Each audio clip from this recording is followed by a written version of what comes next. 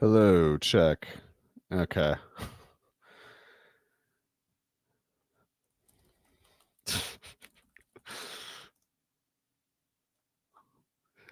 Hey folks. Sorry if you've been tuning in. Don't know why you would. Takes me 10 minutes or so to turn on the mic annually, and I appreciate you waiting through that for the 2025 edition. If I don't have Joe, John, or Alan or somebody to make it all go, I'm powerless. So I was talking a bunch to just myself. That's cool. But it was great stuff, I assure you. So we got a receiver run of 3 right after a running back run of 4. The running backs closed out the first round. Those teams that took those 4 running backs, will they go 4 for 4 on wideouts now on the second round turn? We'll see. It went Brian Thomas, Nico Collins, Malik Neighbors. They do Drake London. So the team that took Genty took London. Team that took McCaffrey took Neighbors. You got to like all those builds. I was saying to myself, muted, that I was pretty interested in Christian McCaffrey back at 7, 8, something like that. So team 10, envy their start there. But who knows? Maybe I'll get one of my guys at the second round here. We'll see. Team 8 is up right now. They took Amon-Ra at the 8th overall spot, and now at the 17th spot, we'll see AJ Brown. Gotta like that. That's Amon-Ra setting the floor, AJ raising the ceiling. For what it's worth, I have no idea what I'm supposed to do when my pick comes back. I'm kind of just trying to not get my hopes up too much. What am I going to do? Maybe Garrett Wilson. I've certainly taken him a bunch. Joe Bartle was making a good case when we were on the radio today that maybe Jackson Smith and Jigba, he's going to get 100 something or other catches. Probably can't go wrong with that. Let's see. After Brock Bowers went following AJ Brown, we had Josh Jacobs go to Team 6, who had Puka Nacua in the first round ahead of Justin Jefferson. Presumably a little bit of that has to do with Justin Jefferson's hamstring strain. Similar injury cost him 7 games in 2023. There goes Bucky Irving to the team 5 that took CeeDee Lamb in the first round. So 3 picks till I'm up. Let's see how this goes. Jonathan Taylor, likely suspect. Lad McConkey, Garrett Wilson. So there's something good here. What am I going to do, though? Chase Brown. So the running backs, they're going fast. What should I do?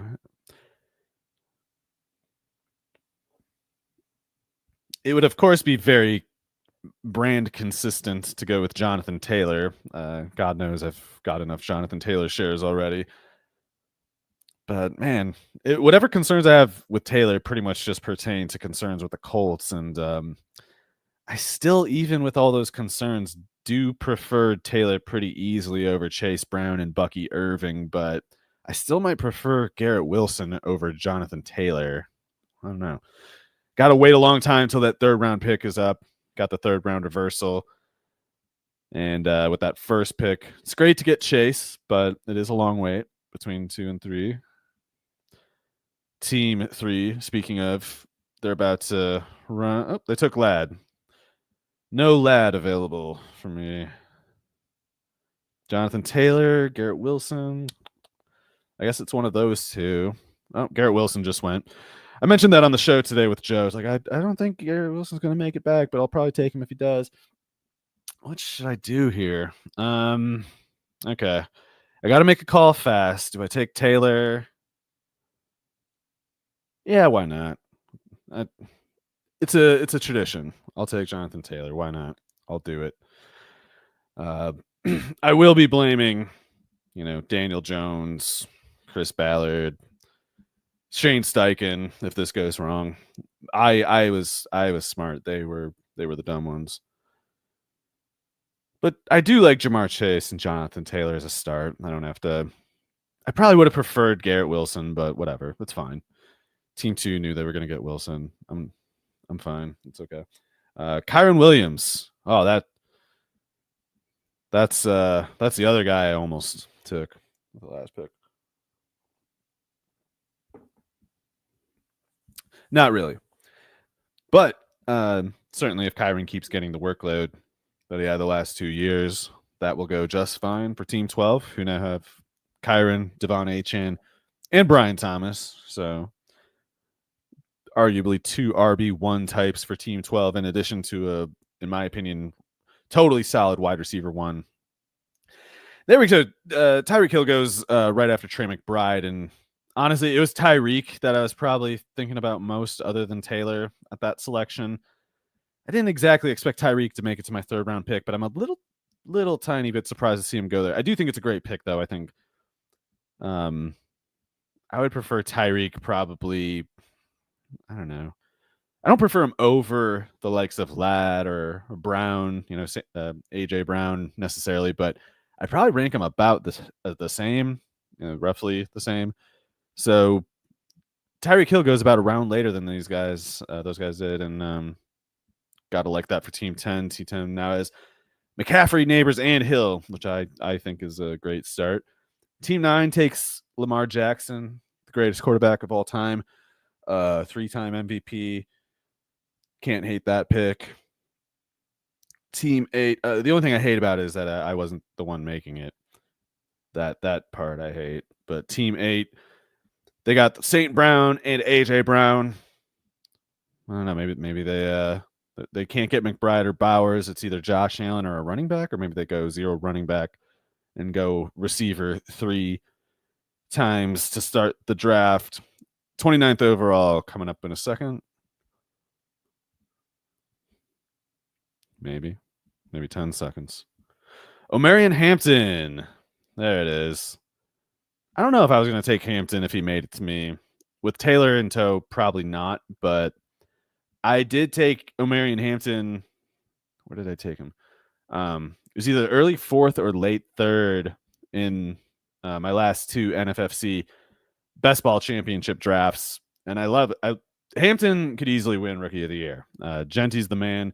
It won't be easy to beat him. There's some really good players in this draft, but Hampton is absolutely one of the best. And there goes Josh Allen. So the team that got Justin Jefferson at 7, if Jefferson's hamstring checks out fine, that's a wide receiver 1 candidate, 1st overall candidate. Brock Bowers, Josh Allen, nice accompaniment with a player like Jefferson, especially if you get him, a little bit later than he maybe should have gone. Not that there's anything wrong with Puka Nacua or CeeDee Lamb going ahead of Justin Jefferson, but man, Justin Jefferson is really good when he's healthy. Devontae Adams goes after T. Higgins. Those are 2 guys I was hoping would make it to me. Who's even going to make it to me now? If Adams, Higgins, Hampton, Hill are gone. Smith and Jigba. No one's taking him. That's weird. He'll go soon, I'm sure, but am I missing something? No, I guess I feel like normally Smith and Jigba would go around where Garrett Wilson did. Maybe I should have taken Smith and Jigba at the second round, the end of the second round. But Team 4 is probably going to take him because they went running back.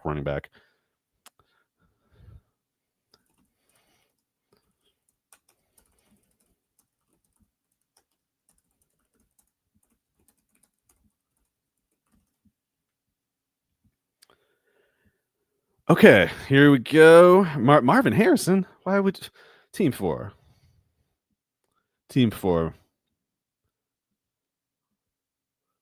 Marvin Harrison over Smith and Jigba. I think Harrison is way better of a real life player, but man, those Cardinals, they love sending Harrison on distance routes. They love to send him distance running. They love to have Harrison doing cardio. But you can understand it. How are you going to bench Greg Dortch? You can't. How are you going to find an upgrade over Zay Jones? It's impossible. There goes Smith and Jigba, the pick before mine, to team 2, leaving me with well, I'm on the turn anyway, and I took Jamar Chase first overall. So ADP wise, Joe Burrow's the next pick. Why not? Who cares? Can only go so wrong, I suppose. But I do hate these other picks. This I kind of wish I set my KDS now, because this is a lot of this is prime trading back range right here. But what do I do? What do I do? In addition to Burrow, I really would have liked to have taken a receiver. I don't feel strongly about the candidates. I'll take Burrow so I don't get auto pick rolling there. You know, I really don't like the receiver picks, especially with Rashee Rice probably missing some time, but I got Jonathan Taylor already. Not crazy about the running back options. James Cook is the closest for me, and I am thinking about it, but ugh.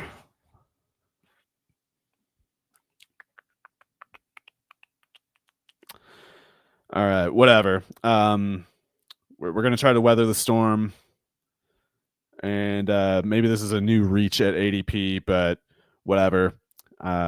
Not many 30-point upside receivers on the board, in my opinion. This is one of them. Probably only gonna have him for like 12 games, but whatever. I'll take Rashee Rice, and yeah, that's gonna leave me in rough shape in week 10, but whatever. We'll try to figure it out later. Just don't have a ton of faith in Mike Evans maintaining last year's target rate. Really good player. DK Metcalf, not even really in theory a truly high target guy, just a high target share guy. And like DJ Moore, but I don't know. I am a little tiny bit worried about a guy like Rome Odunze. Colson Loveland's, of course, going to draw some targets that the tight end position did not last year for Chicago. So, yeah, main lesson, I guess, of my third, fourth round turn experience is set your KDS so you don't or don't take Jonathan Taylor at the second round turn when Jackson Smith and Jigba and Tyreek Hill are there. Maybe just I was hoping Breece Hall actually would make it to my pick too, in addition to Smith and Jigba, but sharp room. You don't get that lucky kind of stuff in here. You get the. You know, I've been playing Dark Souls video game. It's really hard. It's kind of like NFFC, you know, fantasy football wise. It's like it's pretty much like prepare to die, but when you do win, it's that much more rewarding because you had to beat the best and nothing less than that. We had Terry McLaurin, and Xavier Worthy go all after Rashee Rice. Fair enough. Those were among those guys where I'm like, I don't feel strongly about this. So that's kind of why I chased Rice and the perceived upside there. I do take it as a given that whenever Rice does return to the field, he is going to pretty easily be the wide receiver 1 for the Chiefs, certainly out of Worthy. Worthy's a really good player and could easily have proved to be the better pick than Rice. It's just I think he needs to make it work with some gadgety type stuff, the kind of plays that I don't really consider as reliable as base package functions. After Worthy, we see DJ Moore and Mike Evans go. It was Moore and Evans that I was really thinking about in addition to Rice. Of course, Cook, the running back, James Cook just went after those two. So DJ Moore, Mike Evans, James Cook, 41, 42, 43. I almost took them with the first pick in the 4th round. Could very well be that I should have, but I did not. And yeah, I'm gonna have to. It's a tough spot that I'm in now. Despite Rashee Rice being an expensive selection, and I think that upside that he has could well vindicate that selection. It's still it leaves me in a bit of a pinch. Like I've at once paid a lot for receiver, yet have not that much security, not true, deep security there. I've got two monsters when they're both on the field, but one of them won't be for a while, and The other is just one player. So Jaden Daniels to team 8. That could be a nice value at the 44th overall selection. They've got Daniels, Hampton, Amon-Ra, and AJ Brown. Definitely could do worse. Team 9, they went Genty, Drake London, Lamar Jackson. 45th pick right now. I'm definitely a bit anxious about what might be on the board when I come back around. Guy like Joe Mixon, he's been taken down a notch with the news today. He might have normally been a candidate in that range. DK Metcalf to team 9 and George Kittle to Kenneth Walker to team 11. So we got Metcalf, Kittle, Kenneth Walker. Yeah, I really like team 10. McCaffrey could be the 101. Neighbors could be a first-round receiver value. Tyreek Hill could easily catch 110 passes this year. Who knows what Kittle will do in any given game? I mean, it's usually something good. Sometimes it's great in a way that very few tight ends. In terms of a single game upside, you could argue that George Kittle matches McBride and Bowers just because Kittle's got that crazy factor, that long range factor. Team 12 almost has to go receiver, right? They went running back twice out of their first 3 picks. There they go, Jameson Williams. So if they tie it up at receiver, they got a really nice group at the running back receiver spots between Achane, Kyron, Brian Thomas, Jameson Williams, and whoever they take here at the 49th pick. And Kamara. All right, so they're going. Team 12 is going with a vaguely robust running back, running back flex, it seems, type approach. I will always support that. Oh, Jamie, sorry, I didn't notice you in the chat there, man. And Uncle Ted. All my haters. Let's see. So, no, since Kamara. Team 11 receiver, right? Receiver. Yeah, they got to go receiver. Unless they're also going robust running back.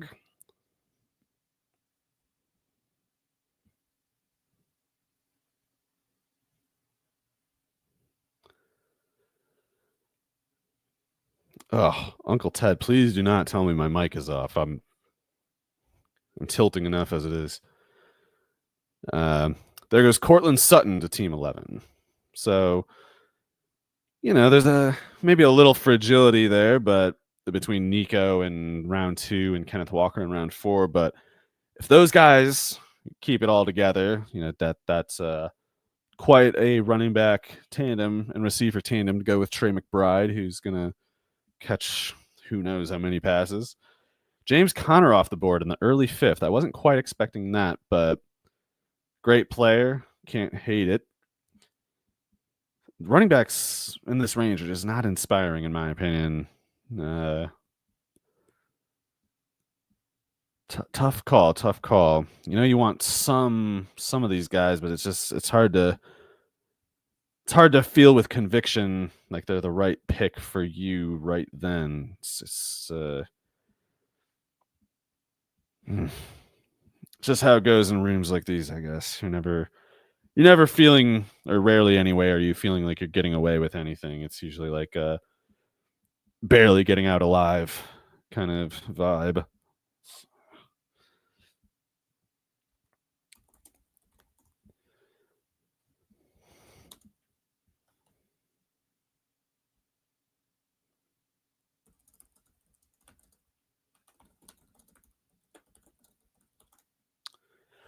Again, thank you for tuning in. Bunch of you tuning in. Don't know why, but we appreciate it. I appreciate it. Team 8 just took, with the 53rd selection, George Pickens. So that's their wide receiver 3 after Amon-Ra St. Brown, AJ Brown, and Omarion Hampton, 3rd round pick. A little bit earlier than he's generally gone, but they needed to take him there because if Omarion Hampton made it to the 3rd, 4th turn, I would have took him instead of Rashee Rice, but we'll see how it goes. I definitely think Rice is going to rake when he gets back, so hopefully I can make it that long. especially now that Joe Burrow is practicing in training camp or whatever. Maybe he'll have a good September, and I'll be able to make it into October with a 500 record, and then we can really, hit the gas. Chuba Hubbard goes after Pickens, and Joe Mixon goes middle of round 5, pick 7 it is, rather. So that'll be the running back 2 for Team 6, who have Puka Nacua, T. Higgins, Mike Evans at receiver. Something of the all durability challenged team at the moment, but God knows the upside is mammoth if the luck tilts toward the better. Jalen Hurts goes to Team 5, and they now have CeeDee Lamb, Devontae Adams, DJ Moore at receiver, Bucky Irving at running back, Jalen Hurts at quarterback. Gotta like that. That's a nice balanced group at at some of the most important positions. Aaron Jones to Team 4. I don't know about that one, man. I mean, I've written about it a little bit. Aaron Jones has been one of my favorite players for a long time, but I don't know. I thought he might have lost something a little bit last year. Jerry Jeudy going after Aaron Jones. So we're already getting close to the weeds here. Travion Henderson, I'm on the clock. I in theory need to do something smart here. What is it going to be? I do think I'm leaning Zay Flowers for one of these picks. I like him as a wide receiver 3 quite a bit, and I think he might even be passable as a wide receiver 2. But what else am I going to do with this selection here? I am a little bit leery of going with no tight ends into round 7. But do I want to take Laporta here? I don't think I do.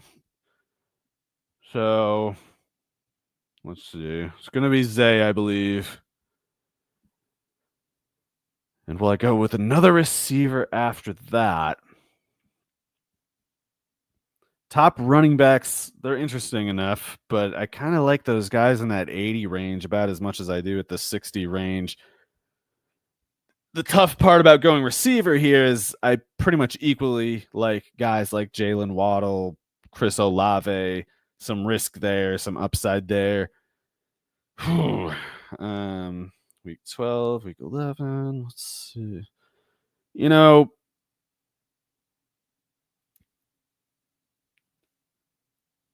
I do have quite a bit of Tyreek Hill this year. I know this is kind of a lame way to rationalize to justify a pick, but I think I'm just going to kind of commit to the wide receiver flex approach. Jalen Waddle, he's the real deal. I think that Dolphins team is going to be in permanent garbage time mode this year. So at least this way, if my Tyreek shares go sideways, then maybe this team here will benefit. But at the very least, I do think Zay Flowers and Jalen Waddle can kind of carry me to week 6 or whenever it is that Rashee Rice might get off the suspension list or whatever. Let's hope so, gang. Let's see. We got Jawan Jennings going right after Jalen Waddle. So that's certainly interesting because if Jawan Jennings maintains the pace of production that he had last year, I will probably regret passing on him at the 4th round turn. Jawan Jennings was pretty much awesome last year, and he's not going anywhere, of course. Or I don't know. I would be surprised if the 49ers didn't get Jennings almost bought out in a way, like a 1-year deal where he gets a big raise, and he I think would accept it because he would get paid a lot this year and then have a chance to get into free agency where he might get an open market bid, which would really be a payday for him. I personally am skeptical that Jennings can maintain that level of production, but he's rugged after the catch. He's tough at the catch point. He can line up a little bit outside, or at least he did last year after pretty much only lining up in the slot before. Stephon Diggs goes to Team 4. I like that pick. I think the Patriots are going to have a run-heavy offense, but they also want to use 2 tight end a lot. And when they're in 2 tight end, Demario Douglas probably is not on the field. Some of those 2 tight end looks might have Mac Hollins at the other boundary rep. safe to say Mac Hollins is not getting many targets. So I have quite a few Diggs shares, so I'm hoping that it turns toward the better for him. DeAndre Swift and RJ Harvey go after Stephon Diggs. I thought a little bit about Swift at the turn. Good player in my opinion. I think Swift kind of gets a little too criticized nowadays. Even if he was a little disappointing, it's like whatever. He's fine. He's a pretty good player. The Bears don't have much better to do at running back. That much is safe to say. And that offense could be pretty good. And Swift was a pretty good player on a bad offense last year, so I don't think you can go too wrong with Swift. The prices he tends to go for nowadays. Caleb Johnson goes right after RJ Harvey, so rookie running backs back to back. Team 7 now has 3 running backs and 1 receiver. I think, especially given that they have Brock Bowers and Josh Allen, we can assume they're going to go wide receiver for something like the next 4 rounds, maybe. I don't know. Team 8, they are up.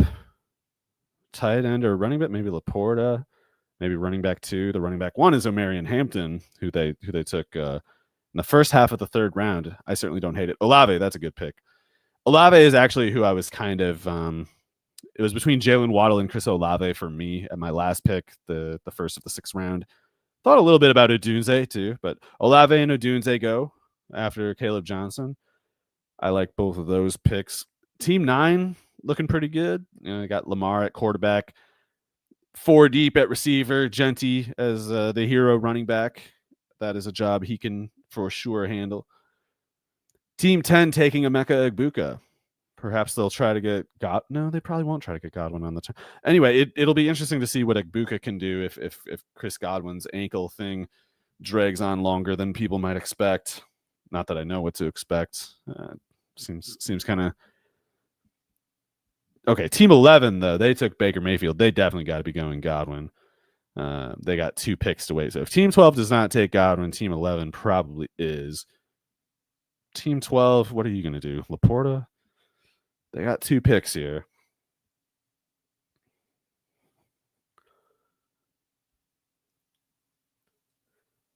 Maybe Travis Hunter.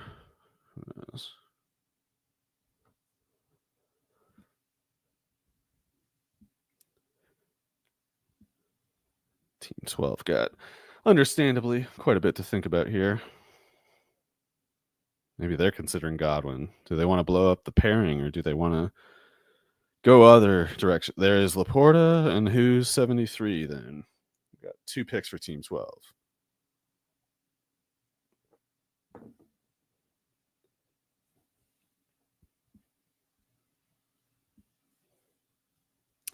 They're still thinking about it. I understand. It's not easy to make these picks.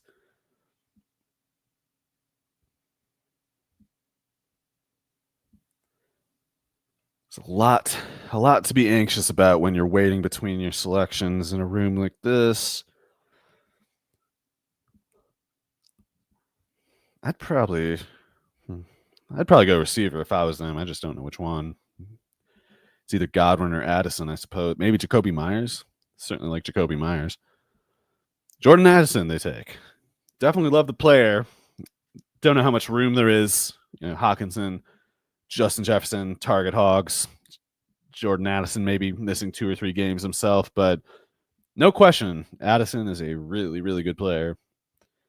And games he's active, he could kind of be a beast. So Team 12, they're loaded at running back. They got a chance to be pretty loaded at receiver. Certainly checked the box at the very least at tight end. Got Laporta. I think that must have been like 4 or 5 picks past ADP. So pretty easily justified Laporta pick there. I thought Team 11 would have taken Godwin, but maybe that was hasty. They're down to under 20 seconds here. Maybe they're just David Montgomery. So I blew it. I thought Team 11 would take Chris Godwin, both because they could have used a 3rd receiver, arguably, and because they took Baker Mayfield right before the turn. Team 10, they already got Egbuka, so I don't know if they really need Godwin. It'd be kind of like a zero-sum thing. Jacoby Myers, there you go. So let's see. I like Jacoby Myers quite a bit this year, by the way. I think maybe a good sleeper for 100 catches. What am I going to do? I definitely need to think about running back. I need to think about tight end even more so, arguably. My options are not exactly, plentiful. I try to tell myself anytime I'm feeling kind of anxious about an NFFC draft, I try to tell myself, it's like, oh, everybody feels that way. It's you never get the guys you want, but I don't know if I can't get at least like an Evan Ingram type as my lead type, maybe Travis Kelce, full point PPR, maybe he's passable. TJ Hawkinson just went, so Team 9 they got their they checked the box at tight end. Nice balanced roster, Team 9. I think Team 9's got a pretty good case for being, not to totally doom you, Team 9, but you're looking pretty good. You might have a case for being the best team even. So then again, if you're drafting in this league, you probably don't want to agree with me. You're probably thinking, oh, that's an easy 11th place finish at worst, and you're probably right. You're going to get that free subscription. Probably doesn't matter who you pick. But Jaden Reed. So I don't even know what level of panic is appropriate with this. I think Jaden Reed's clearly great, very good. But Matt LaFleur he loves a nice 30 snap receiver. He likes a modest 30 snap receiver. You got to get Jaden Reed off the field to get Dontavian Wicks and Malik Heath on the field. Everyone knows that. Isaiah Pacheco as a running back 4 for Team 6. It's not best ball, but maybe they're thinking, well, when Mixon's on the shelf, I'll have whatever RJ Harvey. I don't know. Travis Hunter goes as the wide receiver 4 for Team 5. Don't know what to make of Hunter, but if you take him, I think you got to commit to starting him every week, even when maybe managing some uncertainty between his playing time between receiver and corner. Really good player, but how many snaps can a mortal actually play in the NFL? Guess we'll find out. Team 4, Brian Robinson. I think they're trying to impress me with that pick. It's like, pretty good. I probably wouldn't have made it, but I've been betting against Brian Robinson for a long time, and he just kind of keeps hanging out there. Team 3, I love the run. This is very my running back picks: Jahmyr Gibbs, Breece Hall in round 3. They got 4 receivers. I don't know. Is it too early for what's his name? It's like Kelce or Ingram or somebody like that. They need a quarterback or a tight end, maybe, or because they got 4 receivers. They got their flex spot Travis Etienne. Okay, I might have taken Etienne at the turn. I'm not totally sure. I am surprised to see Etienne go there though, because there are a lot of people on Twitter. Okay, I'm up. Khalil Shakir just went. I would have thought about it. I do love Khalil Shakir. Man, I almost wish I didn't have to take Burrow at the previous turn, because I do like Mahomes right now. He's going way too late, but it's not best ball. I cannot have the best of both worlds. But I might take Kelce, because what am I going to do exactly if I don't? Probably going to go. There's a good case that I should go running back, and resist the Kelce pick, but I really don't want to end up with, a 60 catch tight end, which, especially if Ingram doesn't make it back to me at the next turn. All right, I don't feel great about it, but it's going to be Travis Kelce here, and probably, let's see. Really wish I could trade back with some of these. It turns out you can't, though. I've got 4 receivers. Pretty much got to go running back. So the question is, do I take Jaylen Warren? Do I take Keenshawn Judkins and hope to wait out the suspension? I don't know.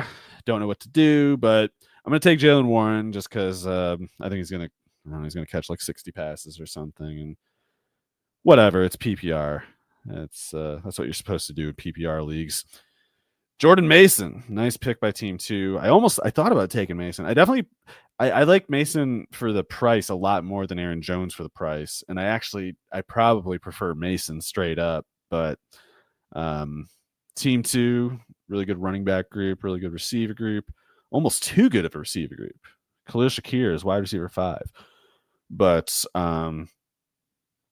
it's a tough room. No real easy picks so far for me. The easiest one was Jamar Chase, and I even thought a long time about Gibbs at that one. So Bo Nix goes to team 3 with the 3rd pick in the 8th round, ahead of Patrick Mahomes.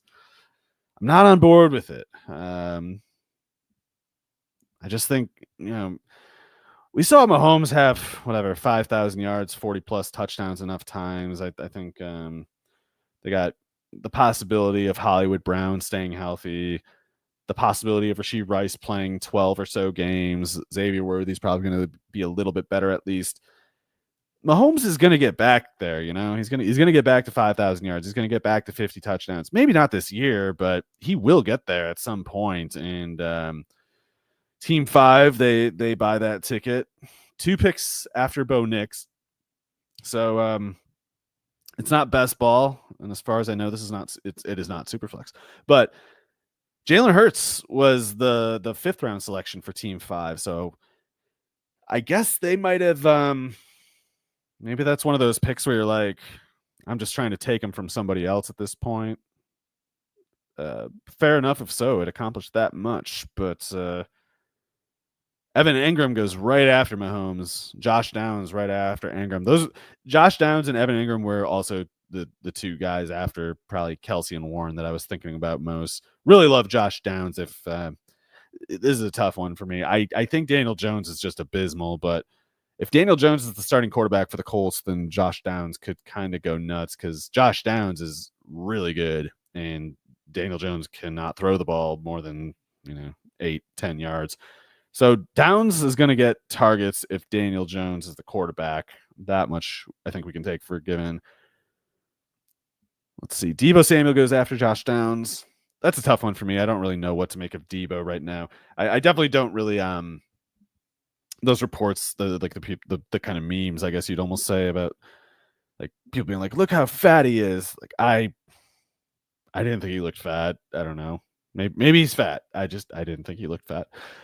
So Deebo could be a big deal in that offense, especially if he's, pre-2024 Deebo. That would be a strong wide receiver 5, to say the least. Zach Charbonnet and Tyrone Tracy go after Deebo, and I don't know, man. I think Tracy's got something to him, but I also don't think he was also I don't really think he was actually that good last year. I think he was just on a team that had nothing better to do. I am a Scatabo believer. I do think Scatabo, he runs the 4.7. That's true. He is really slow and kind of a weird guy, but man, he's the kind of crazy that you want your football players to be. Tracy's a good player though. Definitely don't mean to make it sound like it's an easy call exactly between those two. And certainly, God knows Russell Wilson's going to check down to the running backs enough that maybe both Tracy and Scatabo go over 40 receptions this year, maybe even more. Am I losing my mind? This is not a best ball draft, but we have two quarterback teams already.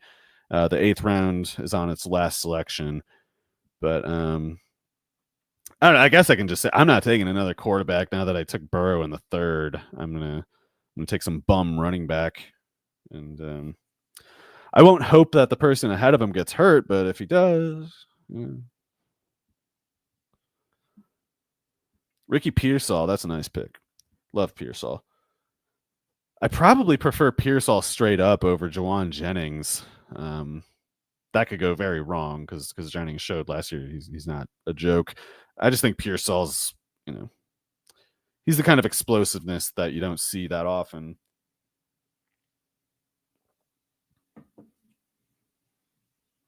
So Team 12, an interesting 4-man rotation, a lot of explosiveness. Brian Thomas, Jamison Williams, Jordan Addison, Ricky Pearsall, and Matthew Golden. Explosiveness, seemingly the theme for Team 12. They got Devon H. Kyron Williams. He's weighing them down with a 4-7, but everybody else is pretty much track team on Team 12. Gotta like that. Gotta like that look, especially if they got a good plan at quarterback. Team 11 takes Cooper Kupp. I think it's gonna be a bad year for the Seahawks, and I think Cooper Kupp is gonna have like a bad WAR rating, that kind of thing. I don't think he's gonna be very useful in real life football terms, but the Seahawks have nothing better to do than kind of spin their wheels throwing these short range routes to Smith and Jigba and Cooper Kupp, and PPR scoring. I don't know. I think it's going to be ugly in real life, but Cooper Kupp could have he could have 100 catches, probably for something like exactly 1,000 yards and 3 touchdowns, but that would still be pretty good in the 9th round, full PPR scoring. Team 10 is up. They don't have a quarterback yet. They take Dak Prescott. That's 2 selections before the team. Oh, the team that had George Pickens already had Janie Daly, so they weren't going to take him. Dak Prescott, I really like him in the 9th round. I don't think you really I think you can believe Dak is overrated or something, not that good, whatever, and have very few qualms about him as a fantasy quarterback. Like, that Dallas defense is garbage. I think I'm kind of assuming that defense is garbage. So there might be a lot of catch-up drives for Dallas, and if you're chucking it at CeeDee Lamb and George Pickens against prevent defenses, it's like I bet you'll get your numbers eventually. Michael Pittman goes after Dak Prescott, and that's one guy you got to feel bad for. Pittman, very good player, but neither Anthony Richardson nor Daniel Jones are very good for him, in my opinion. I think it's like Josh Downs is the one who really benefits from Jones because Jones can't throw it. Downs is very close to the quarterback relative to Pittman and certainly Alec Pierce or Adonai Mitchell. So Pittman's one of those guys. Like, man, if he was on the Rams or something, he'd catch 110 passes, but just don't know if the Colts can get him there. Mark Andrews goes to Team 8. Keon Coleman goes to Team 7. Kyler Murray to Team 6. We got 3 rapid fire picks there. Team 7 notably has Josh Allen, so they got Keon Coleman as kind of I'd say a decent upside, flex wide receiver 4 while they wait to see how Caleb Johnson catches on with the Steelers. Maybe they go 4 wide to start the year, and if Caleb Johnson kind of increases his role, then maybe one of Coleman or Jaden Reed or somebody goes to the bench to make room for Caleb Johnson. Definitely got to watch out for Team 7. Team 4 takes David Njoku, and that's a good pick, I think. Njoku put up pretty legendary numbers with Joe Flacco, and who's likely to start for the Browns? Joe Flacco. I know Kenny Pickett keeps getting referred to in media, but whatever. He's a slot receiver. I think they're more likely to cut him than start him in week 1. Javonte Williams goes to Team 3. Let's see. So they got that's their RB4. I might be up any moment. Oh, J.K. Dobbins. I might have taken Dobbins. Don't know. Can't do it now, of course. Now, this is tough. Keyshawn Judkins is still on the board. He would be my running back 3. I have 4 receivers. If he misses 5 weeks, what's the difference to me? Yeah, that's a tough one. I think, like, these receivers don't really move me. If I was going to take one, it'd probably be like Christian Kirk or Trey Harris. Maybe Ayuk, chasing a little upside or something. But I have Jaylen Warren as my running back 2, and my running back 1 plays for the Colts. So I'll do it. I'll be the suspension guy, the pro-domestic violence tout. No, I am not. But if Judkins only misses 5 games, I'll probably be starting him in week 6. It's although with that said, I am also going to take Ramondre here because I have Ramondre Stevenson ranked ahead of a handful of running backs who have been going for rounds, and I don't want anyone else to get that steal. So I'll take Stevenson. He's maybe my flex play. He could. I'm probably going to have bench points between Jalen Warren and Ramondre Stevenson because I actually have them projected about the same. I take Warren ahead of Stevenson because I have to. That's one I'm probably going to get wrong with the weekly lineups, but whatever. So yeah, quick recap. I'm up to 4 running backs now. I went with Jonathan Taylor in round 2, and then I went 1, 2, 3, 4, 5 rounds without running backs, ostensibly tying up my receiver rotation. And not that I feel great exactly about Travis Kelce as tight end 1, but it's full point PPR. I think Kelce can get to 90 or so this year, maybe with something like 6 or 7 touchdowns instead of 3 or whatever it was last year. I just need him to not kill me, and I just couldn't really. I will say, if TJ Hawkinson had made it to me, that would have been a no-brainer over Kelce for me. But what's tougher was Kelce versus someone like Evan Ingram, because I really like Ingram, but I would have had to have picked him there over Kelce. I couldn't really do it, but maybe I'll regret that. I'm glad though I didn't. I'm glad I didn't take a non-tight end over Kelce, because I don't believe Ingram would have made it to my next pick, and then I'd really be, I'd be looking at like starting Colson Loveland or something like that, which it could work out, but it's not the preferred, first route. Tyjae Spears, Jake Ferguson go after I took Ramondre Stevenson, so we're getting pretty thin at running back. I gotta say, I mean, it's a disgusting vibe to take, domestic violence guy, especially when I already had too many shares. I got all my other shares before he was domestic violence guy, but last pick in the 9th round, it's 2 picks within like Tyjae Spears, who I just don't think is a starter candidate. I mean, I hate the situation, but I don't hate the fantasy value, honestly. Tank Bigsby. See, that's a guy based on John Shipley's a very good beat writer, and you should read his work following the Jaguars. But like, he was just saying, here's what happened on day 1. Day 1 without pads. Day 1 when we have no idea what the objectives are for the coaching staff. There's different evaluation and workload management considerations that go into the budgeting of training camp reps, and we're not privy to any of those things. So when we assume that like training camp practice workloads mean anything in particular, I think we tend to put them through a lens that sort of just suits our priors. Like I see a report like Tank Bigsby led the running backs. So did Bashal Tutin over Travis Etienne. I hear that, and I'm like, yeah, well, I saw Travis Etienne at Clemson. It's going to take more than that, So I'm not exactly moved by it. And then meanwhile, the people just never liked Etienne. They're like, oh, see, this is proof he sucks. Day 1, we nailed it.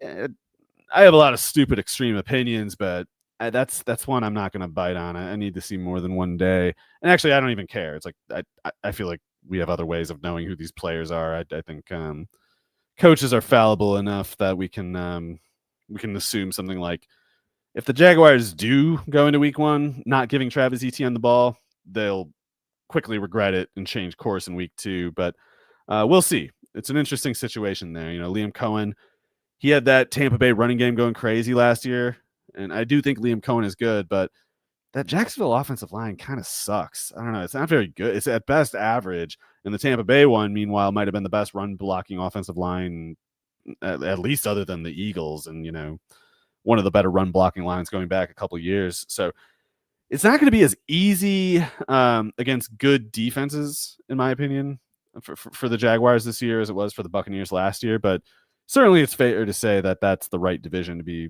a crappy team in. Like the AFC South, it's basura. Brock Purdy, Ray Davis, Trey Benson, Najee Harris, Isaac Guerendo. No idea what to make of the Harris thing. No idea. None. Don't know what to say. I do like Trey Benson. Running back 3 is pressing it a little bit up to the margins, but safe to say if James Conner, God forbid, misses any time, Trey Benson, very interesting size, speed prospect, really explosive player at Florida State. Let's see. Oh, hey Jay, thank you for the chat comments, and I didn't get a chance to look that closely, but I think I agree with you. I would have thought I was the one who would have done something like taking 2 quarterbacks too early in a redraft league, but especially because I'm normally so best ball brained, I was almost worried I'd sleepwalk through this and sort of just start pulling my usual stunts, drafting Justin Fields and Trevor Lawrence back to back or whatever. But so far, I think I'm doing the redraft thinking okay. It's not as easy for me. You have to strategize a little more specifically, but I got these idiots that I got on my team. Can't be that bad, right? There should be some amount of balance there. Luther Burden goes to team 11. Tyler Warren as the tight end 2 goes to team 12. They took Sam Laporta at the end of the 6th round. It's interesting, the Tyler Warren thing, because he could actually be a problem for Jonathan Taylor, who I took with the last pick in the 2nd round. It's like if Tyler Warren starts getting some of those Wildcat quarterback snaps like he was getting with Penn State, it's easy to rationalize Jonathan Taylor playing for a horrendous team if you're assuming something like, well, he'll always get 18 carries and he'll get the short yardage touchdowns, but Taylor definitely cannot afford to lose short yardage touchdowns to a guy like Tyler Warren, given that the Colts probably are not going to score many touchdowns in the first place, or at least I'm kind of assuming that. So, Tyler Warren, he's a player that I have a lot of anxiety about this year. Not so much because I'm invested in him and concerned about the way it would go, more like I'm worried about him wrecking my Jonathan Taylor and Josh Downs shares, but that team will be weird this year. The Colts will. Bashal Tutin, Trey Harris, 2 rookies, the 2nd and the 3rd pick of the 11th round. Trey Harris, very interesting to me. Couldn't quite reach, couldn't quite develop the gumption to take him at my last pick because I thought I was a little more vulnerable at running back than I was at receiver, but great player to have as your wide receiver 5, in my opinion. And, Trey Harris, not the easiest evaluations. Some of that Mississippi offense made his numbers a little,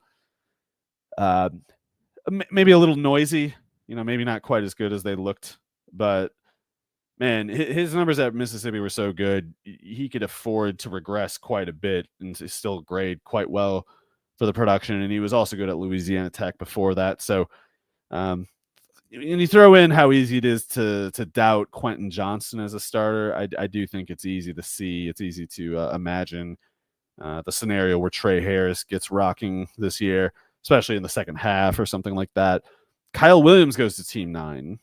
I almost would have guessed that Drake May would go before Williams, but that is not the case. Maybe we see Drake May go soon-ish, but again, it won't be me.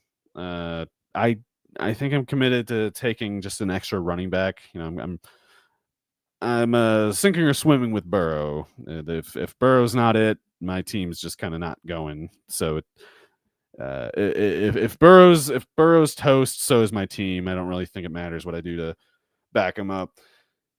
So I don't think I will. I'll take almost what it will be an almost certainly useless running back or something. Instead, Nick Chubb, not a useless running back.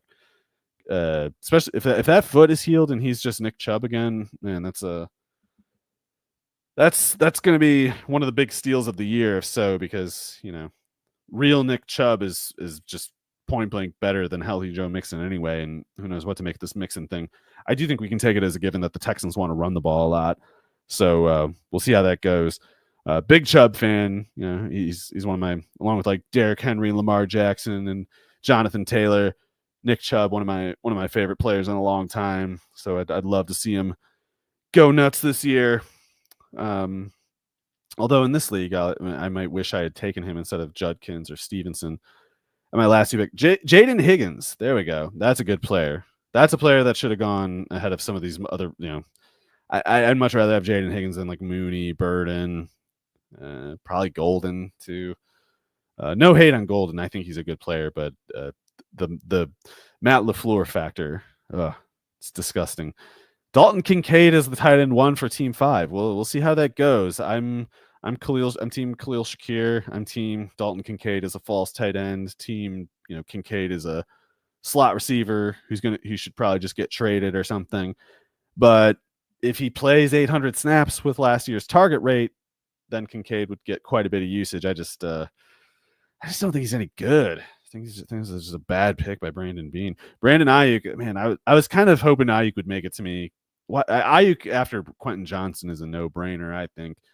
Not to be overly injury optimistic, but there goes Drake May. So Team 2, they got Drake May, and now I'm up. What am I going to do? If it was best ball, I'd take Justin Fields, and I'd feel awfully smart for doing it. But that's in redraft, I don't know. I can't really go for the roller coaster, and of course, I already got Joe Burrow. So weighing, the considerations of building depth and chasing upside makes it difficult to make selections in this range, but I'm not going quarterback. So receiver, tight end, and running back. I don't like these running backs. That just means they're going to be even worse in a minute. Not sure what to do about it. I'm going to take Colston Loveland, though, just in case Travis Kelce's dust. Who knows? He might be. The other guy that I got in the queue is Christian Kirk, but man, some of these running backs are just so busted. I'm really getting scared thinking about who my I have 4 running backs. I guess I can withstand going a little bit without another running back. But the next time I'm up, there might not be anyone draftable. Like we're already into like the running back 6 kind of territories. Whatever. I'm going to take Kirk. I think Christian Kirk's really good. I know I was just hyping Jaden Higgins, but I just love all 3 of those Texans receivers. I actually love Jalen Noel, too. I love all 4 of those Texans receivers, but I think Kirk is the lead slot guy over Noel, especially this year. And I think Noel's more like a swing backup, which for the Texans could be immediately necessary given, Nico Collins has been hurt quite a bit. Kirk has been hurt quite a bit. So it's a good problem that the Texans have, this problem of, well, how do we get these 4 really good players on the field? Well, it's a long season. You'll need them at some point. So I'm feeling good about receiver. I'm feeling good about running back, more or less. I do have certain anxieties laying around, but the worst case scenarios I feared going into this draft haven't happened. I was worried about ending up with a tight end 1, like. No, I can't. Some of these teams actually have some of the guys that I was worried about as a tight end 1 as their tight end 1. But I'll pick one as someone's tight end 2. I didn't want to end up with a Tucker Kraft as my tight end 1. Like that would have been bad. If I ended up with Ray Davis as my running back 2 or something, that would have been bad. But I feel like I got decent amount of depth, decent amount of even some upside thrown in here or there. And I'd like to think I avoided, the real landmines that were scattered for me in the draft order. Yeah, this is one, NFFC formats. It's one of those things where like you're going to have to rationalize your picks a little bit probably, but it makes sense. It's probably the best you can do. Like this is not really a venue where you find people asleep at the wheel or handing off obvious bargains to people later in the ADP. It's more like you got to worry about your backup plan getting sniped before your pick comes up. You need 2 backup plans. So I got Jalen Waddle as my wide receiver 4, Christian Kirk as my wide receiver 5. I consider that very good wide receiver depth, even with Rashee Rice presumably missing something like 4 to 6 games. As I was saying before, if Joe Burrow has a bad year somehow, I'm pretty much toast because I have him and Jamar Chase. And Jonathan Taylor, maybe the most anxiety-inducing pick that I have, because I think he's just awesome. I think Jonathan Taylor's the man. I think Jonathan Taylor's critics are just out of their minds. But man, that team sucks. And Shane Steichen, Chris Ballard, they're going to be backstabbing each other anonymously through the media. It's going to be great. But maybe not for my Taylor shares, and that's all I actually care about. So it's tough. It's frustrating too, because if I was running the Colts, that'd be awesome, and Jonathan Taylor would run for like 2,400 yards this year. That's for Uncle Ted. Uncle Ted said that the Taylor couldn't run for 2,000 on the '94 Cowboys, but that's just not true, Ted. That offensive line, I could name those guys. I might be able to name. I just don't know their center. Who was their center? I know it's 2-A, Eric Williams at tackle, Larry Allen. I don't remember that other guard either. All right, so I'm busted. I only know 3 out of the 5. But it was like Stepnoski. Was that the center? They had a really good offensive line, better than the Colts. You can say that at least. Jonathan Taylor would run for like 3,000 yards with the 93 Cowboys. We got Rashad White and Jalen Wright going to is it 141, 140, 140 and 141. I was thinking about both of those guys over Christian Kirk and Colson Loveland, but I don't know. There's things I like about both of them, but I just thought Loveland's tight end upside, especially in the second half, made sense for me because I guess if I'm worried about Travis Kelce falling off, it might be more in the second half than the first. I don't know. Maybe there's nothing to that. But I definitely like Loveland's chances of finishing better than he starts. So moreover, if Loveland has his truly like good case scenarios occur, I think he might be a pretty uncommon pass catching tight end in the NFL. And Christian Kirk, like I was saying before, I like CJ Stroud.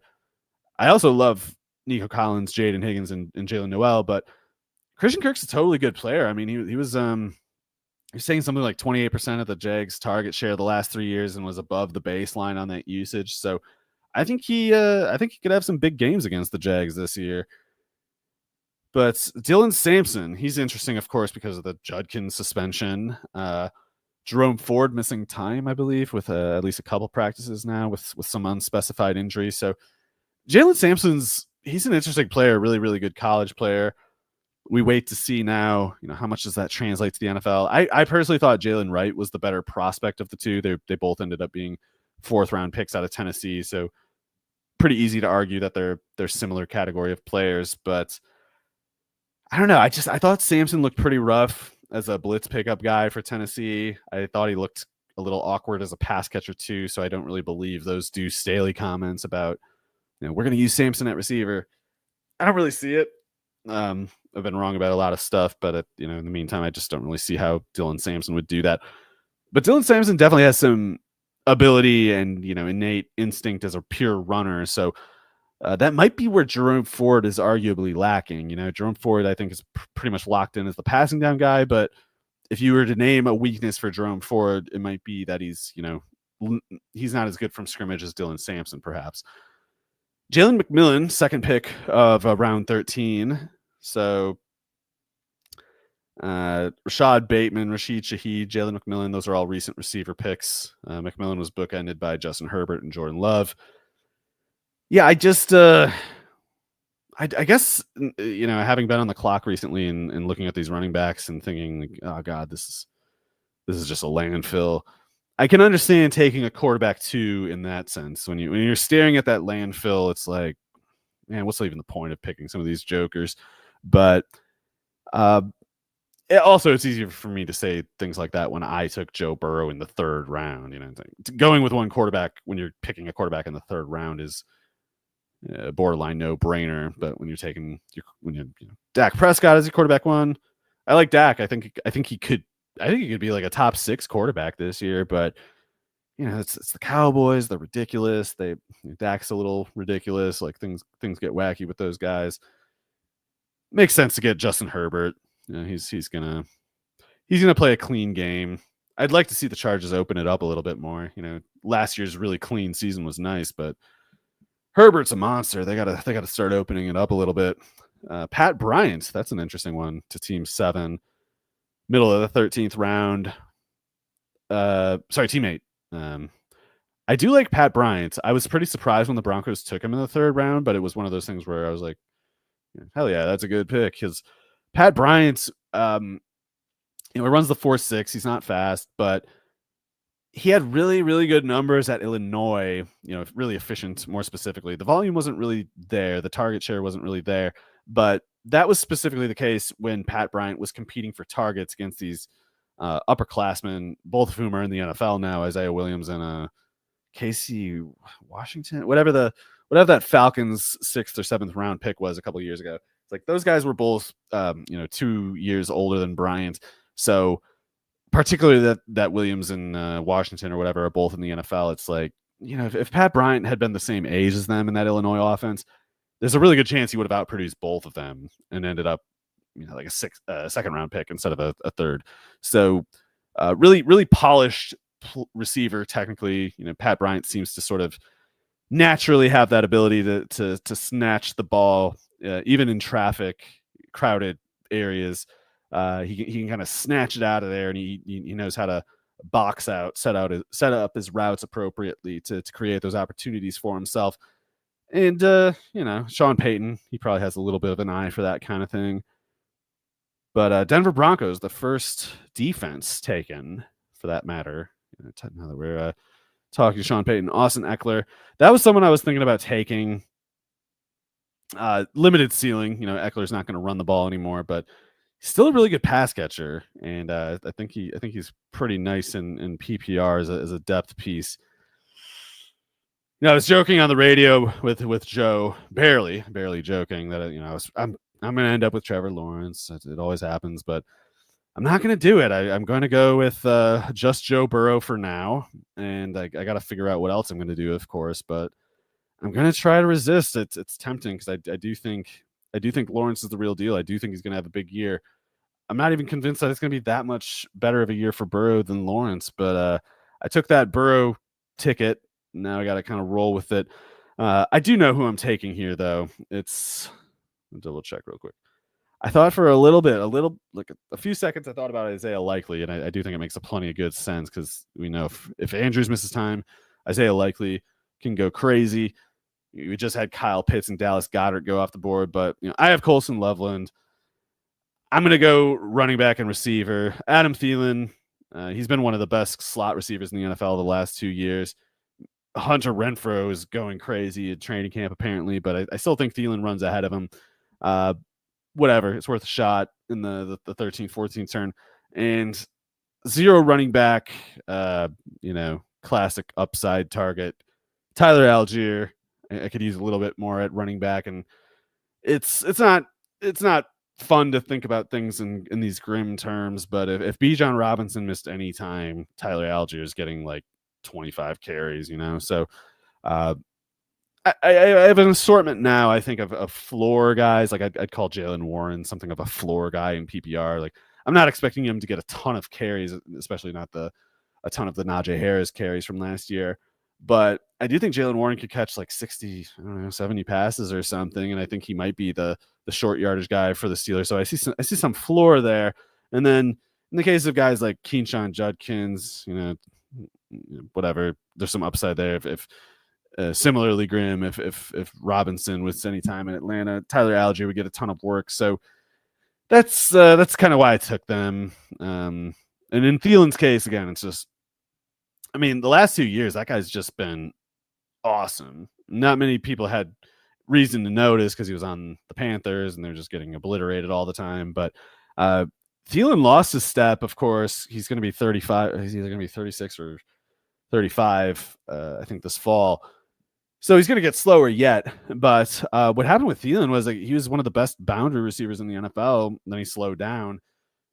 And in Carolina, they just moved him into the slot where it's pretty much okay to be slow. You don't need to be fast to play from the slot. And Thielen showed that. So I'm not looking to start him. But if God forbid, my other guys get hurt or whatever, if this Rashee Rice suspension takes longer than I'm thinking, having a guy like Thielen is nice for depth purposes at the very least, in my opinion, in full point PPR especially.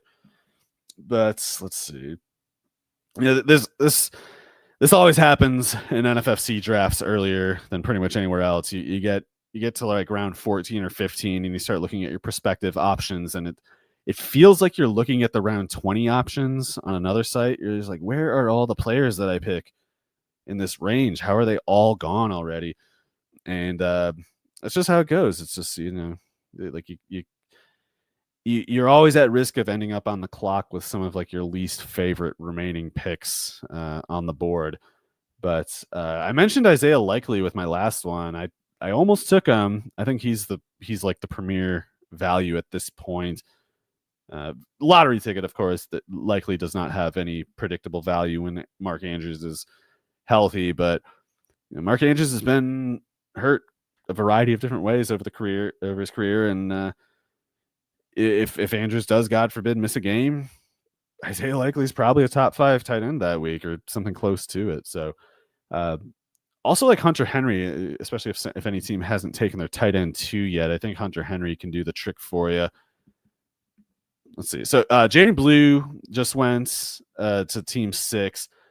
I don't think Jaden Blue is worth drafting. I think the hype with him was always just kind of desperate, conjured. It's like he almost ended up being the 3rd running back for Texas last year. Fumbles, doesn't block. As a runner, he can't really do anything other than draws. I don't think Jaden Blue is going to do a whole lot. I'm team Phil Maffa, real football. There goes Isaiah Likely to team 10. Team 10, I think, has one of the best rosters. Team 9 and 10, I think, have really good rosters. Team 11 just took Keenan Allen with the second to last pick in the 14th round. I have no idea what to make of that. Wherever Keenan Allen goes, it'll probably piss me off. It'll probably be one of those things like he's just mucking up the target share for somebody else who could be useful, but might not be with Keenan Allen there. But good luck to him. I can't figure out where he would even play at this point. Team 12 is on the turn. I'd assume they're going running back at least once here, but people are also taking defenses and kickers, so we shall see. That's always something you got to think about eventually. Hopefully I'm not too late to that one. Team 12 wing. Oh, my guy Braylon Allen. They took him. Honestly, I can't even really make fun of the Braylon Allen pick this late. Some of the folks pushing the idea that Braylon Allen's going to be taking snaps from Breece Hall, like that's nonsense. But last pick in the 14th round, if Breece Hall gets hurt, Braylon Allen, good shot of starting at that point. So at the very least, I definitely prefer Braylon Allen over Jaden Blue. Sorry to bash like the team 6 pick there. It's just I like most of their other picks. It's just Jaden Blue is I don't know, he's like a gadget player to me. Braylon Allen's a fullback, but fullback trumps a gadget player. Speaking of fullbacks, Roschon Johnson goes off the board. Just kidding, guys. I do like Blake Corum as a pick this year. I don't think anyone can call his rookie year conclusive in any way. It's not encouraging the way it went, but it also is not. It might be like a non-applicable kind of thing. Marshawn Lloyd, bad ADP value last year, good value this year. I think there's a slight chance that the Packers trade Emmanuel Wilson, especially if some other team has a running back injury in training camp and they need a power runner. The Packers might be able to flip Emmanuel Wilson for like a 6th or something like that, and that would really help Marshawn Lloyd get some clearance on the runway. CJ Stroud goes after Marshawn Lloyd. Not to bury the lead, but someone took Trevor Lawrence and spared me the temptation in the middle of the last round. So it's official. I will not be picking Trevor Lawrence. It's only happened a few times this year. This is the most recent instance of it. I guess I got to think defense here. The skill position players are wholly uninspiring. Got some feisty defenses on the board. We got the Vikings, the Texans, the Bills. Not interested in the 49ers. I don't know why their ADP is where it is. I do not want them. There's a variety of teams I prefer.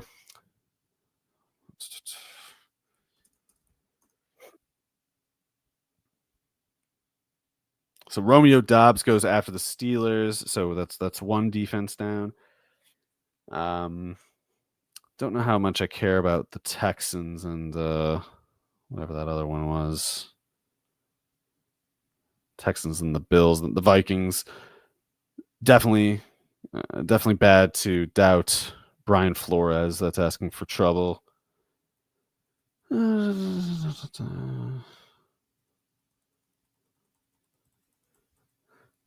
Bills get the Ravens in week 1, so that's a little bit of a tough sell.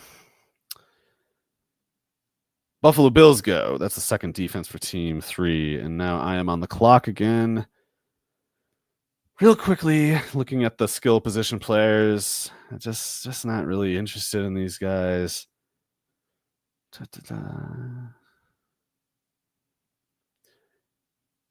Yeah, I might. What am I going to do?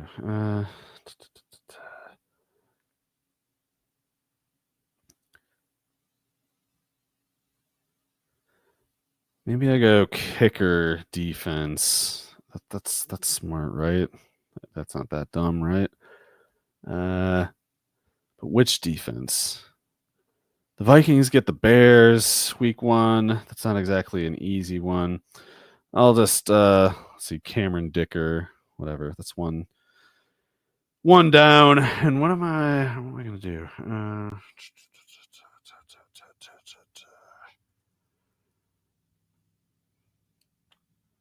Which defense? All right, I'm gonna take the Vikings because Brian Flores, whatever. There we go. So the main foundation of my team is well set at this point. I got 1, 2, 3, 4 picks left. Thanks for Greg and Tom and Brian and everybody for setting all this up. Thank you to Alan Soslowski and John McKechnie and Joe Bartle for trying to handhold me through these very simple and well written instructions they give me, but cannot follow. Hunter Henry goes after I take the Vikings. I think that's a really good pick. Good player. Team 2 is definitely going a little bit zero tight end, but that's probably how you do it. You're pairing Hunter Henry with Drake May. That there's at least a theory there. The theory within itself adds up. Broncos kicker goes after Henry. Just kind of banking on that mile high altitude effect. Definitely a good process generally. I noticed Team 4, I did not mention at the time, but Team 4 took Cam Ward in the last round, which means they're going zero quarterback, we might call it. They got J.J. McCarthy and Cam Ward at quarterback. Sometimes that bargain hunting at quarterback works out very well. Sometimes it doesn't.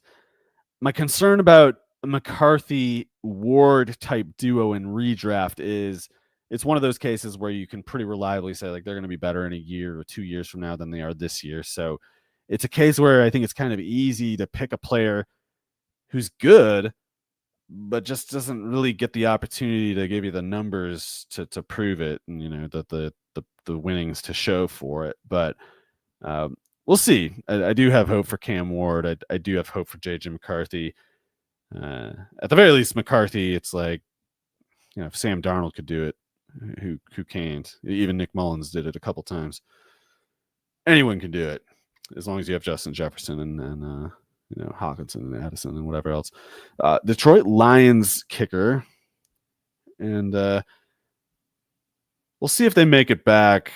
I assume there can't possibly be anyone in this draft actually listening to my nonsense here, but if the Jets make it to me, I'm probably going to take them on defense because I'm definitely an Aaron Glenn believer, and I even think that the Jets defense just should have been really good last year and only failed to be because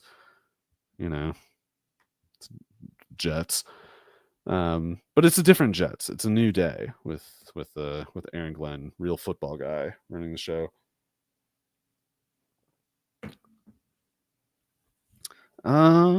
But again, thank you for 585 people. Yeah, sorry it's so poorly lit in here. It is not lit. That's why it looks that way. I can't light it in here. Is why I go about it that way. It's not meant to be intimidating. God knows it isn't. But I appreciate you tolerating that. My mic being off for the first 10 minutes, that was also good. Appreciate people waiting through that kind of shenanigans. Team 12 coming up with the round at the turn of 16-17. They take Brashard Smith. Certainly an interesting player, quite a wild card in this year's equation. Moved to running back last year for SMU after previously playing wide receiver for Miami. And, he looked good playing running back. He looked fearless running with the football. You worry about some of those guys when they get moved to running back. You worry, like, do they have or can they develop the instincts? And Brashard Smith, at the very least, seems like one of those guys who knows how to run with the football. And he happens to be quite fast and maybe has some pass catching ability to develop too. So got to like that pick. If I was Team 12, I'd also take Elijah Mitchell here. Maybe that's who I would come. Okay, so they took Devin Neal. I think if you get Brashard Smith on the turn, you might as well take Elijah Mitchell because then or even Kareem Hunt. I'm not personally a believer in Kareem Hunt at this point, and I am personally a believer in Elijah Mitchell if he ever stays healthy again. But at the turn, this part of the draft, not easy to make value. It's not easy to find value. So cornering a percentage of an otherwise productive backfield is maybe the best you can do in some cases. But I do like Devin Neal. I don't mean to dismiss. I also like Taj Brooks, who went 2 picks after. But both Devin Neal and Taj Brooks, 6th-round picks. I'm worried that the teams that drafted them don't have enough institutional incentive to give them the kind of opportunity that they otherwise might earn or deserve. But we'll see. Devin Neal, he shouldn't have fallen to the 6th. Taj Brooks should not have fallen to the 6th. The NFL is bad at evaluating running back prospects, and I think both of those guys could be another example of that. Jalen Noel, mentioned him a couple times relative to Nico Collins, Jaden Higgins, Christian Kirk, but Jalen Noel is a really good player in my opinion. I mean, I actually compared him to Christian Kirk before the draft, a faster, slightly smaller Christian Kirk, but man, him and Jaden Higgins were just awesome at Iowa State. That Iowa State quarterback, you got to feel bad for him returning in 2025, and you go from Higgins and Noel to just who even knows who. It's going to be a rough year for that poor fella.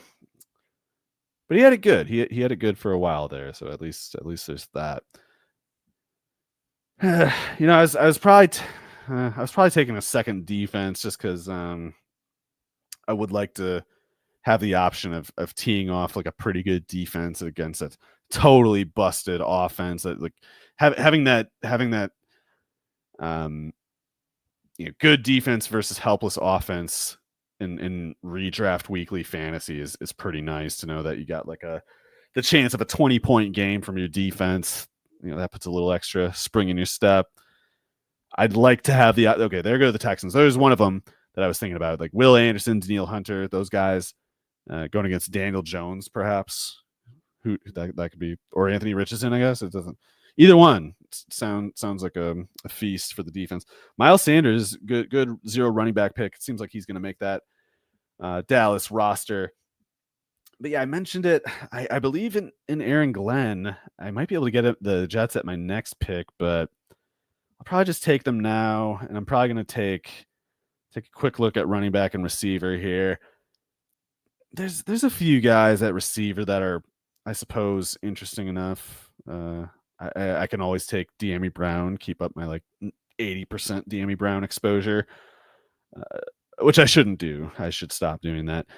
Maybe I should take Noah Gray. No, he would just be we'll see. Maybe later.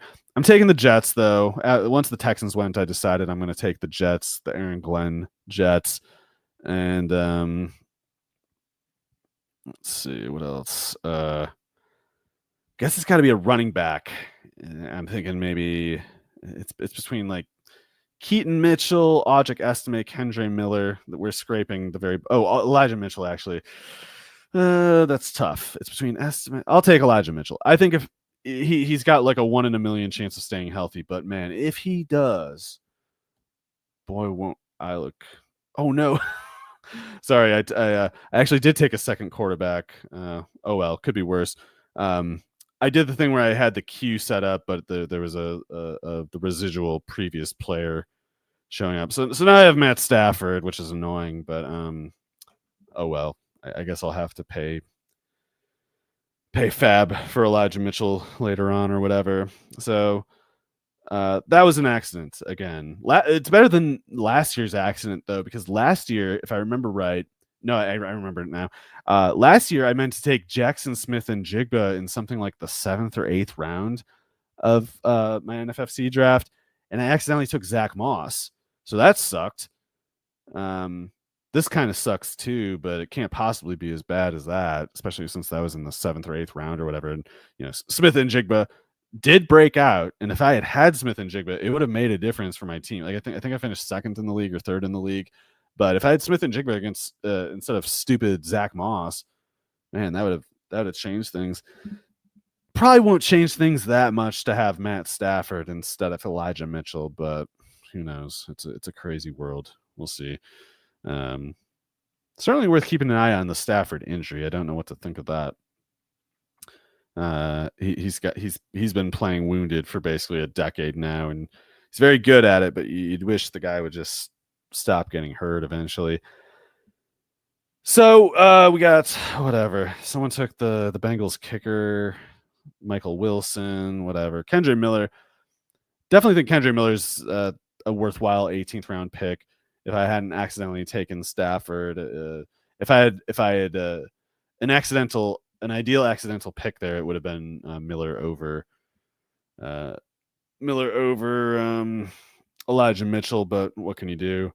Alec Pierce, what a tough draw that guy has, getting stuck with Daniel Jones. Even Anthony Richardson is way better for Alec Pierce because at least Richardson will chuck it downfield. Noah Gray goes to Team 7. I hope you get nothing for it, my friend. I hope my guy Travis Kelce stays healthy and your 0 tight end shenanigans get you nothing good. Just kidding. They took Bowers back in round 2. That would be a good bit though to get Bowers and the starting Chiefs tight end if Kelce God forbid gets hurt or just pulls like a training camp Ricky Williams departure or something. I can't lie. It's hard to find inspiring picks in this part of the ADP. Andre Yosivas, Raheem Mostert, Woody Marks. What can you do? I will say the Ja'Cory Krosky Merritt thing. This is actually 2 rounds ago that he went. I don't understand any of the hype with that. He's an interesting player, but man, Chris Rodriguez, that's a real running back. That's not even a bit, mind you. Chris Rodriguez is just a real running back, and if Washington gets rid of Chris Rodriguez for Ja'Cory Krosky Merritt, Ja'Cory Krosky Merritt's just like a more feral Chris Ivory, who's also like not as strong as Chris Ivory. He's just a blindfolded kamikaze runner. I guess that's kind of cool sometimes, but it's probably going to be annoying other times. And Chris Rodriguez, he just flattens people. If Washington lets Chris Rodriguez go, it would be good karma. It would be appropriate karma for Chris Rodriguez to go like start for Dallas or I don't know, go play a bunch for some other team that values pure running ability. Isaac Tesla. Don't think he's going to be much more than a gunner, but he'll probably be a good gunner. Mike Gesicki, there's a case that I should have taken Gesicki maybe at my last pick. I would much rather have Gesicki than Matt Stafford. I can say that safely. But yeah, in best ball, I consider it borderline mandatory to get Mike Gesicki later on after I get Joe Burrow earlier. It's like no reason not to. Gesicki is, I think anyway, there's a good chance Gesicki will be the their main slot receiver in for practical purposes, even though he's a tight end. But yeah, what am I gonna who am I going to try to pick, and who will I actually pick with my next two final selections? I guess it would be kind of funny if Elijah Mitchell made it back again. That'd be a good bit. I'm thinking running back though. And even a guy like Antonio Gibson, it's like I have no idea how he's going to get on the field, but he can do some stuff. If Keaton Mitchell is back, that'd be incredible. That would make the Ravens truly nuts on offense. If real Keaton Mitchell came back, like 4-3-5 Keaton Mitchell, that guy was a lot of fun to watch before he got hurt. I really hope he can make it back all the way. Yeah, maybe like an Isaiah Davis if some of these other guys go first. I'm looking at like Elijah Mitchell, Antonio Gibson, Audric Estime, Isaiah Davis. I guess those are the names that I'm considering as we close it out here. If we had one more round, I'd say Phil Maffa, but I can't quite. I'd say Phil Maffa and Chris Rodriguez, but we'll see. I'm coming up at 228, 229. We're at 221 right now, and 606 now. Again, sorry for the horrifying visuals in my unlit room here. It's not intentional. It's just the best I can do. We're seeing a bunch of defenses that no one really wants that much, but you got to pick somebody. I do think that Rams pick for Team 10, man, like that Rams front seven is pretty gnarly. Those guys know how to split gaps. Fisk and Turner. Those outside linebackers are good. We got all the defenses going in a row. No one cares. They're just saying, give me just some defense. I don't even want to look at these names. But me, I'm like, I'm rubbing my hands together. Like, maybe I can get Audric Estime. Then I'd really be smart. Again, if I can actually pick the player that I am trying to. Last round, I took Matthew Stafford on accident. I think he was the highest in the ADP, and I failed to set the selector to the queue rather than the default ADP, so that I had Elijah Mitchell in my queue. Turned out to not matter. Got Stafford. Really don't need him, but whatever. It's better than taking Zach Moss over Smith and Jigba like I did last year. Calvin Austin, manlet icon. Probably doesn't scale up much, but good player. Darren Waller. That's a good 19th round pick. There you go. That's how you do it. All right. So my last two picks are up. Thanks for tolerating this horrible broadcast. Hopefully I showed you what not to do so that you can live a better life than me. I think I'm going to go with Estime, and I said Elijah Mitchell last time. I wasn't lying. So there we go. I actually took the guy I meant to. Antonio Gibson versus Estime. God, who cares? I guess I'll take Gibson since I already have Stevenson, and that way, not to be grim, but Stevenson gets hurt, then I got a little backup there. So anyway, thank you for watching, listening. The first 10 minutes were muted, but if you tuned in after that, you were listening. And yeah, thank you for that. Thank you to NFFC, Greg, Tom.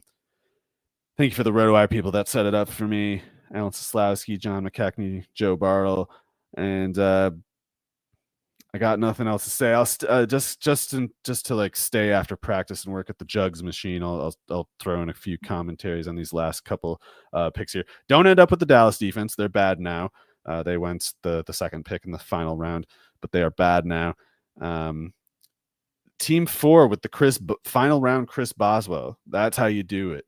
That's a really good. He was either the fantasy 1 or 2 kicker last year. He went crazy. Chris Boswell did. Always been a very good long range kicker. But who cares? Texans and Chiefs, those are also good fantasy kickers. And Washington, why not? What are you gonna do instead? Pick Deontay Johnson or Roman Wilson or something? Tutu Atwell. It's like we got all these like manlet receivers who just can't. Okay, so we're going all kickers to close it out. Apparently, everyone hates the draft board at this point. At least the team kicker slot's gonna play games, you know. Final 2 picks, and thank you again for going along on this winding, harrowing marathon, this unlit broadcast, this muted, unlit broadcast. Team 11 just there's so many players they want to choose from. They don't know which one to pick. And maybe they dozed off. You could not criticize them for that. Especially if they were listening to this stream. Oof. There we go. Vikings kicker. That rookie was pretty good last year. Why not? And I'm assuming we have a kicker here also for Team 12. There we go. Tampa Bay. McLaughlin. Really good kicker too. All right. Thank you all for tuning in. Don't be like me or do, whichever. Worked out okay last year, but we need the brand to come through. We need Jonathan Taylor. We need Ramondre to step up and Christian Kirk, guys like that. So got a shot. I think teams 9 and 10 might be the best ones. A guy like McCaffrey, a guy like Genty. I do wish I had them at running back instead of Taylor as my running back 1 because McCaffrey, Genty, those guys could catch 60 plus passes, no problem this year. Whereas Jonathan Taylor is on the Colts, who I worry might go 0-17. But that's the biggest point of anxiety on my current roster. And I'm a big Jonathan Taylor fan, so I can probably get over it. But thanks again for tuning in. I am going to check out. Safe to say I've got nothing more to say about it, but I appreciate you all tolerating it this long. Have a good night. Good luck this year, and stay tuned for other RotoWire people might be doing beat person X leagues, so keep an eye out for those as well. Take care, everybody.